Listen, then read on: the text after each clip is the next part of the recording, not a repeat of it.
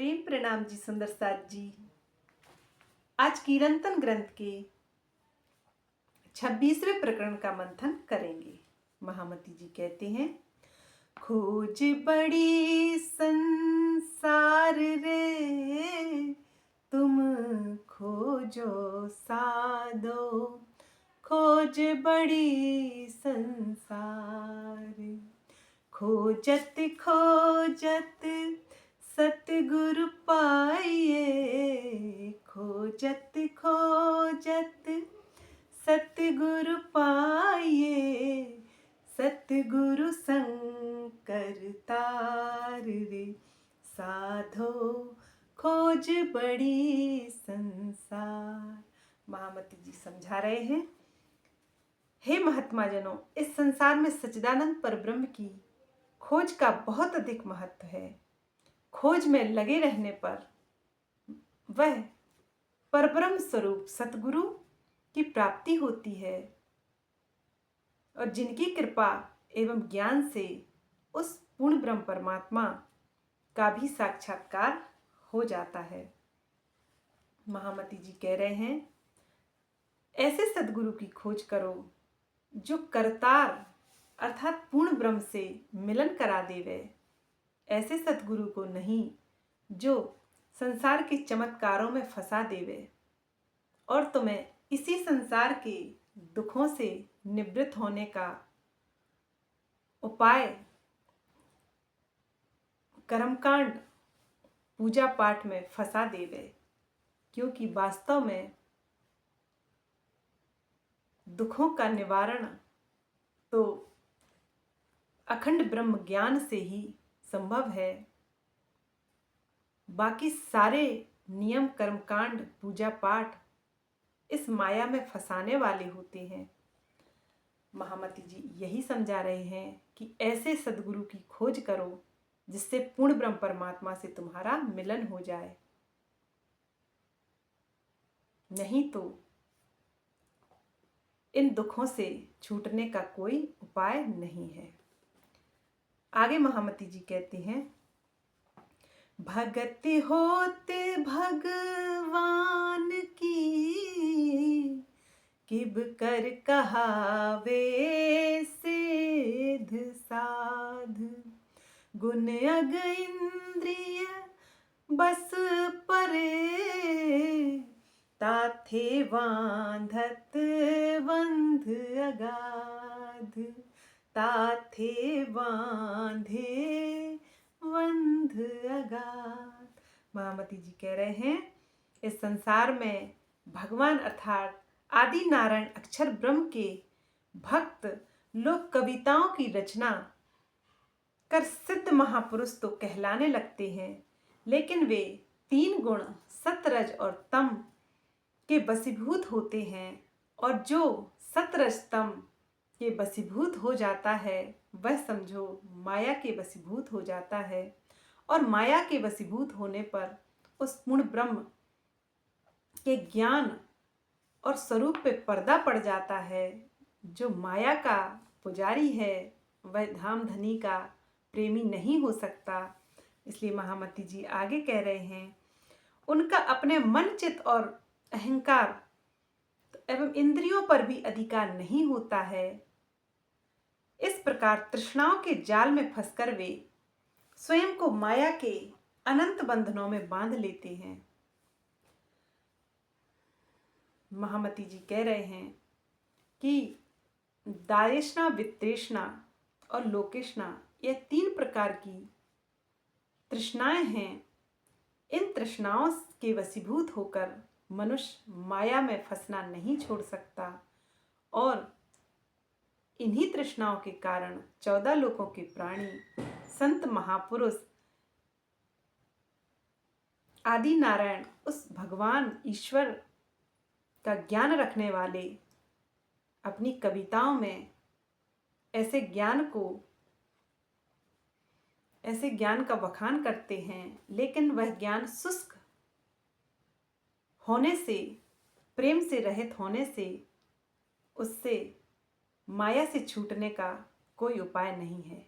क्योंकि बिना प्रेम के तो उस प्रेम के धाम उस परम धाम में जाया ही नहीं जा सकता।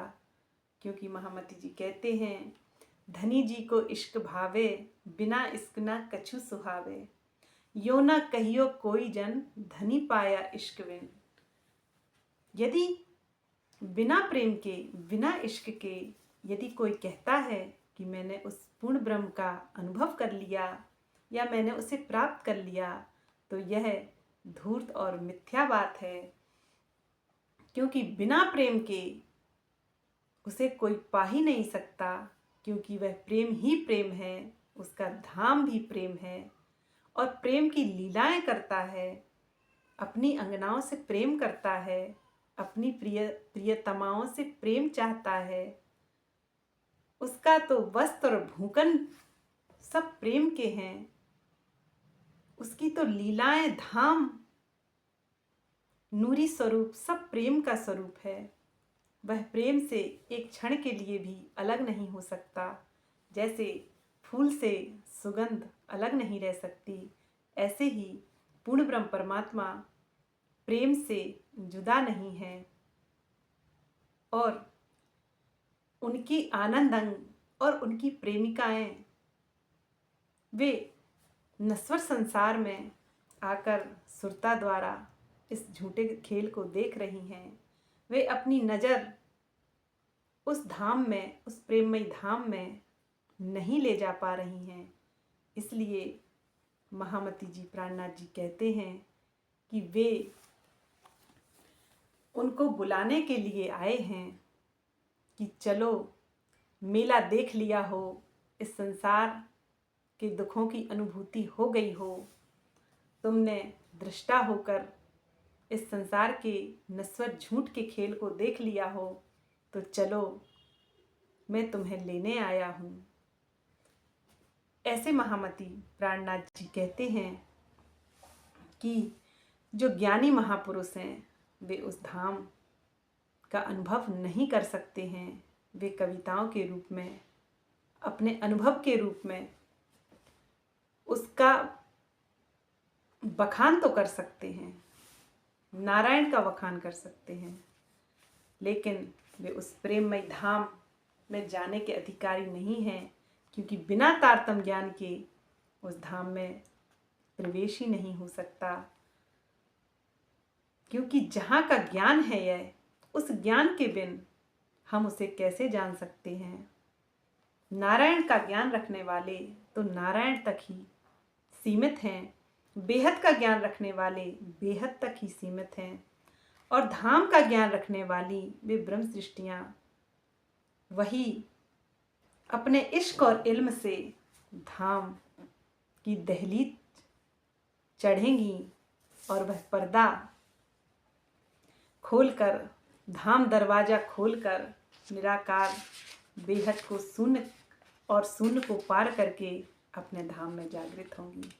और किसी की यह शोभा नहीं है, क्योंकि और किसी का वह घर नहीं है। इसलिए वे संसार में अपनी ब्रह्मात्माओं को जगाने के लिए आए हैं। आगे महामती जी कहते हैं, सतगुरु क्यों पाए कुली में, भेखे बिगाड़ियो वैराग, और डिम्भ का ये दुनिया ले डिवोये, वाहिर शीतल माहे आग। वे कह रहे हैं, इस घनघोर कलयुग में सतगुरु की प्राप्ति करना तो बहुत ही कठिन है। क्योंकि सच्चे संतों के भेख में आडंबरी लोगों ने वैराग्य को कलंकित कर दिया है। महामती जी यही समझा रहे हैं कि जो ऊपर से साधु का भेष रखता है और माहे अंतर में बुरे विचार रखता है, वह साधु भला कैसे हुआ। उसने तो वैराग्य को, उस साधुता को ही कलंकित कर दिया। जिस भेष को देखकर संसार के लोग चरणों में गिर जाते हैं, उस वेश को ही कलंकित कर दिया। अतः साधु संत कोई बाहरी आडंबरी या बाहरी वेशभूषा का नाम नहीं है। साधु तो अंतरात्मा से सरल होने का नाम है। जो अंतरात्मा से सरल है, परोपकारी है, दूसरों का कल्याण चाहता है, वह वास्तव में साधु है। चाहे वह बच्चा हो, औरत हो या कोई वृद्ध पुरुष हो, या वह कुछ भी पहनावा पहनता हो, ये नहीं कि साधु भगवा ही होते हैं। साधु तो विरले ही होते हैं। वे तो किसी भी प्रकार का दिखावा नहीं करते, उनको ही साधु कहते हैं। आगे महामती जी समझा रहे हैं, ब्रह्म ज्ञान का प्रसार न होने से पाखंड का चारों ओर बोलबाला है, जिससे संसार के लोग गहन अंधकार में भटक रहे हैं। ये आडंबरी लोग ऊपर से दिखने में ब्रह्मानंद में डूबे हुए दिखाई देंगे और शांत नजर आएंगे, किंतु इनके हृदय में विषय विकारों की वह अग्नि धधक रही होती है, वह अग्नि जल रही होती है, जिसे वास्तव में बिना ब्रह्म ज्ञान रूपी जल के शांत नहीं किया जा सकता। यह विषय वासनाओं की ऐसी अग्नि है जिसे 14 लोकों के प्राणी भी बच नहीं पाए, तो केवल वेश धारण करने वाले, दिखावा करने वाले वे साधु इसको कैसे पार कर लेंगे, जब तक ब्रह्म ज्ञान रूपी अमृत इन्होंने नहीं पिया, जब तक ब्रह्म ज्ञान रूपी जल इन्होंने नहीं जाना, जब तक उस पूर्ण की पहचान नहीं की। ऐसे साधु संत महात्मा दिखने वाले लोग वास्तव में इस माया की अग्नि से निकल नहीं सकते। इन्हें तो जन्म मरण के चक्र में हमेशा ही भटकते रहना पड़ेगा, क्योंकि जिसकी माया नहीं छूटी उसको यह माया का लोग कैसे। आगे महामती जी कहते हैं, गोविंद के गुण गाय के तापर मांगत दान, धिक धिक पड़ो ते मानवी, जो बेचत हैं भगवान। महामती जी कह रहे हैं, आज तो परमात्मा का नाम भी लोग निशुल्क नहीं लेते, बिना स्वार्थ के नहीं लेते। वे ऐसे विद्वान हो जाते हैं, ऐसे प्रतिष्ठित इंसान हो जाते हैं, ऐसी प्रतिष्ठा की आग में जलते हैं कि वे परमात्मा का नाम लेने के लिए, परमात्मा की कथा कहने के लिए, परमात्मा के गुणों का वखान करने के लिए अच्छी खासी फीस लेते हैं। महामती प्राणनाथ जी की आज यह बात पूर्णतया सत्य हो रही है। आपने देखा होगा, बड़े बड़े कथाकार जब भागवत कथा करते हैं तो उनकी एडवांस बुकिंग होती है और वे जैसे फिल्मों में हीरो से साइन करवा लिया जाता है एग्रीमेंट पर कि आपकी फिल्म चले या ना चले, मैं इतना लूँगा, इतने करोड़ लूँगा या इतने लाख लूँगा, उसी प्रकार से अब कथाओं में भी एग्रीमेंट होने लगे हैं। पहले यह बात रखी जाती है कि इतने लाख में लूँगी या लूँगा, इसके बाद ही कथा होगी। महामती जी की यह बात पूर्णतया सत्य है। और आपने यह देखा भी होगा कि आजकल इसी तरह की कथा का प्रचार है, क्योंकि यह एक व्यवसाय हो गया है। कथा कहना भी सीखते हैं लोग और फिर उसी से अपना भरण पोषण करते हैं। मैं ये नहीं कहती कि दक्षिणा नहीं लेनी चाहिए, लेकिन इस तरह से एग्रीमेंट लाखों करोड़ों पर कथा का नहीं जाना चाहिए।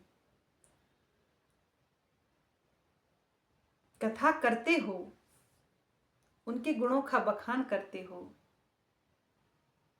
और लोगों से धन की आशा करते हो। धिक्कार है ऐसे कथावाचकों पर। महामती जी कहते हैं, धिक धिक पड़ो ते मानवी। उस मानवी बुद्धि पर धिक्कार है। उन विवेकी कहलाने वाले मनुष्य पर धिक्कार है जो प्रियतम, जो अपने प्रेमी के नाम को बेचकर, नाम के गुणों का बखान करके उसके बदले में धन की इच्छा करते हैं या धन लेते हैं। इसलिए महामती जी समझा रहे हैं कि भगवान के गुण गाकर दान मांग करते हैं ऐसे लोगों को धिक्कार है जो भगवान का नाम बेचकर व्यक्तिगत स्वार्थ सिद्ध करते हैं।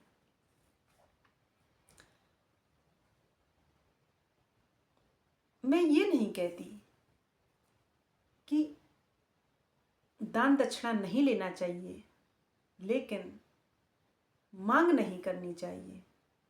यदि कोई खुशी से आपको जो भी दे उसे प्रेम पूर्वक स्वीकार करना चाहिए। यदि पहले से मांग करेंगे, एग्रीमेंट करेंगे, उसके बाद परमात्मा के गुणों का वखान करेंगे, कथा करेंगे, भागवत करेंगे, कोई भी प्रोग्राम करेंगे धार्मिक, तो वह गलत है। महामती स्पष्ट कह रहे हैं कि धिक्कार है ऐसे ज्ञानियों को, ऐसे कथावाचकों को जो इस तरह से अपने भगवान का नाम बेचते हैं।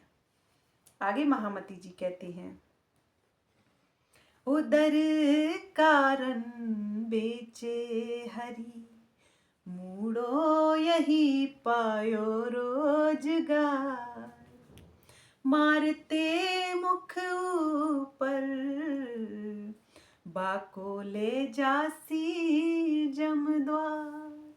महामती कह रहे हैं, ऐसे पाखंडी अपने प्रियतम का नाम बेचते हैं, इस तरह से व्यवसाय बना लिया है।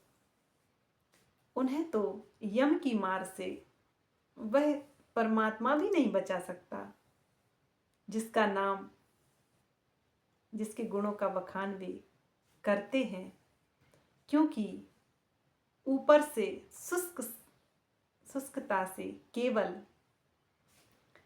मुख से नाम लेने से कुछ नहीं होता है। जब तक प्रेम जागृत नहीं होता, तब तक प्रियतम परब्रह्म का अनुभव या उसके धाम में जाने का कोई उपाय नहीं है। महामती जी कहते हैं कि इनको तो अब जम के द्वार ले जाने से कोई नहीं बचा सकता, और यमदूत उनके मुख पर डंडे मारते हुए इन्हें यमराज के पास ले जाएंगे। किनको? जो साधु का भेष रखते हैं, अपने स्वयं को बुद्धिमान समझकर मंचों पर बैठते हैं और कथा करते हैं, ज्ञान सुनाते हैं, और उसके बदले में अपने व्यवसाय को सिद्ध कर रहे होते हैं, अपनी कमाई कर रहे होते हैं। वे निस्वार्थ नहीं होते। ऐसे लोगों को महामती जी कह रहे हैं, यमदूत मुख पर डंडे मारते हुए अपने लोगों को ले जाएंगे और उन्हें यातनाएं देंगे। उन्हें फिर कोई नहीं बचा सकता। आगे महामती जी कहती हैं, गुरु होय के आस करे शिष्य केरी, सो डूबे आप शिष्यन सहित, पड़े कूप अंधेरी। वे कह रहे हैं ऐसे स्वार्थ को सिद्ध करने वाले महापुरुष शिष्यों के साथ, शिष्यों से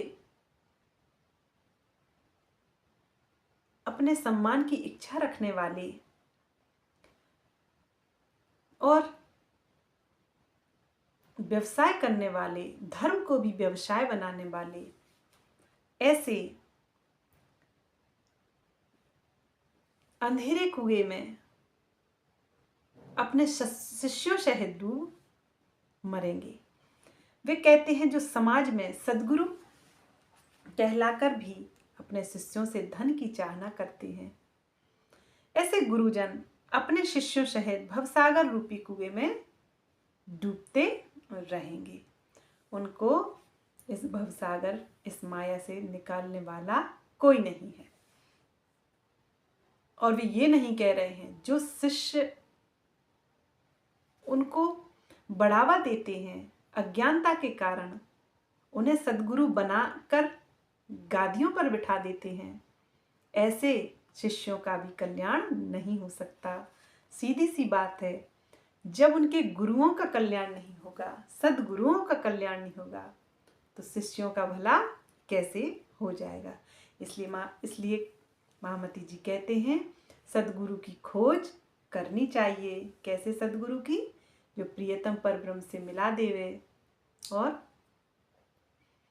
तुम्हारी आत्मा को जागृत कर उस धाम में, उस नूरी स्वरूप, किशोर स्वरूप, उस जुगल जोड़ी में तुम्हारी सुरता को लगा देवे।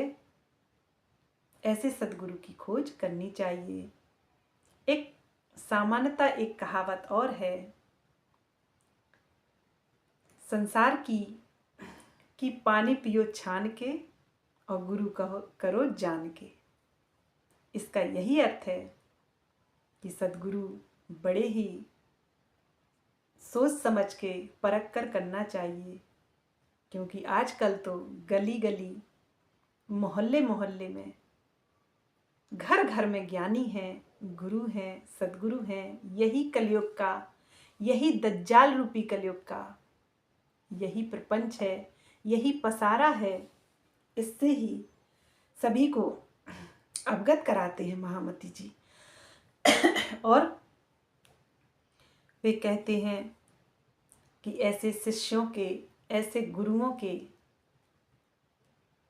का संग नहीं करना कि वो खुद डूबे और तुम्हें भी डुबो देवे।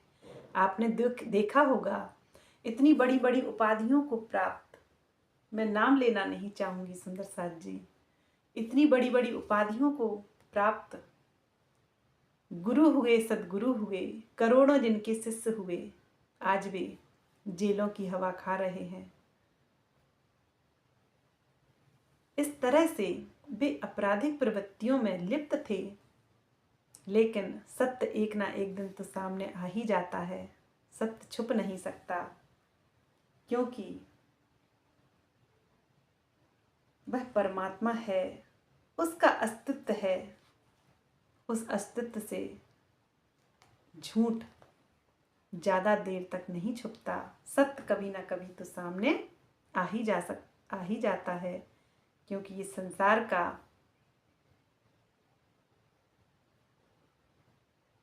संसार की मूल प्रकृति ही सत्य से उत्पन्न हुई है।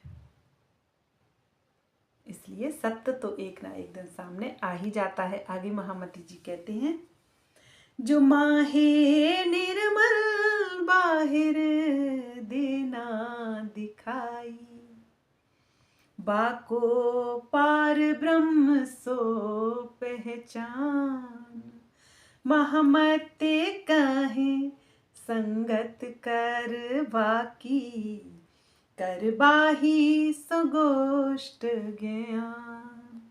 महामती जी कह रहे हैं कि जो अंदर से अति निर्मल हो, किंतु ऊपर से वेशभूषा आदि से अपनी पहचान ना देवे, अर्थात अपनी आंतरिक स्थिति को छुपाए रखे, वही वास्तव में परब्रह्म की पहचान रखने वाला होता है।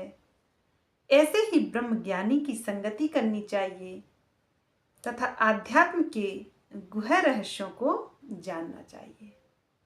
वास्तव में जो ब्रह्म ज्ञानी होगा, जो उस पूर्ण ब्रह्म परमात्मा का अनुभव करता होगा, उसको प्रेम करता होगा, वह किसी भी प्रकार की वेशभूषा, माला, तिलक इत्यादि सभी प्रकार की मान्यताओं से मुक्त होगा, क्योंकि छाप तिलक सब छीनी रे, मुझसे नैना मिला के। जब उस प्राणनाथ से, जब उस प्रियतम से नैना मिलते हैं उस रूह के, तो इस संसार के वेशभूषा, मान्यताएं, सब कुछ बहुत दूर हो जाती हैं। इससे उस आत्मा का कोई वास्तविक ज्ञान रखता होगा, जो ब्रह्म ज्ञानी होगा, जो ब्रह्म ज्ञान को जानने वाला होगा, जो उस ब्रह्म से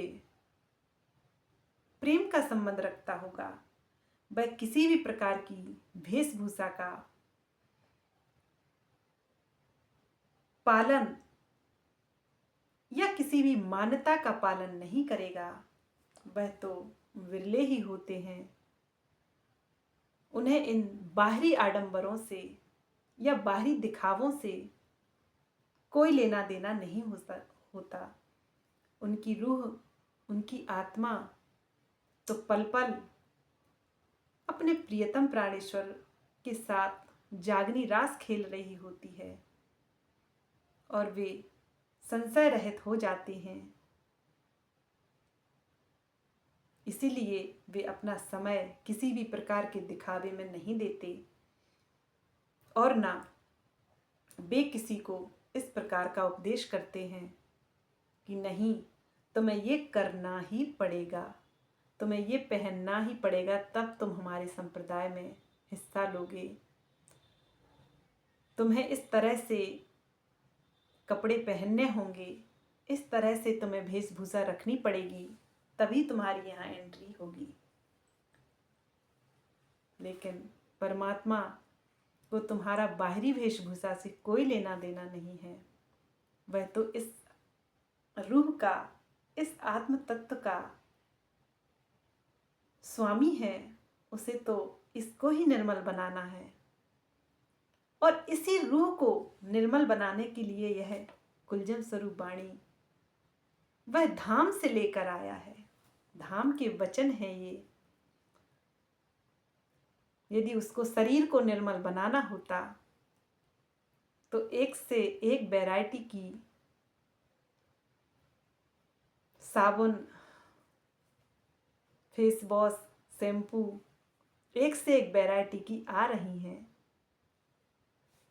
माला, तिलक, एक से एक चंदन की खुशबू इसी संसार में मिल जाती। सुंदर साज जी वह तो इस अपनी दुल्हन को सजाने के लिए आया है। इस दुल्हन का श्रृंगार तो गुणों के द्वारा ही होता है और शरीर का श्रृंगार तो इसी संसार के कॉस्मेटिक साधनों से हो सकता है। ब्रह्म को इतनी, उस परमात्मा को इतना कष्ट ना उठाना पड़ता कि वह धाम से अपने जोश सहित प्रकट होता। वह तो अपनी रूहों को सजाने संवारने आया है। इस छठे दिन की नमाज पढ़ाने आया है। 7वें दिन की लीला में खुद काजी होकर बैठेगा। योग माया में और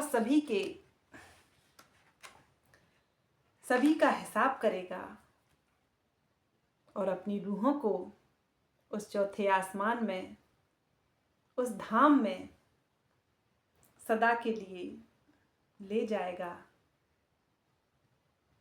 और फिर से वह प्रेम विलास की लीलाएं हो सकेंगी, क्योंकि उसने अपनी साहिबी और स्वयं की पूर्ण पहचान देने के लिए ही रूहों को जुदा किया था। वे इस मायावी संसार में आकर ये तो जान चुकी हैं कि वास्तव में हमारा वास्तविक संबंधी कोई नहीं है और हमें वास्तव में सच्चा प्रेम कोई नहीं करता है।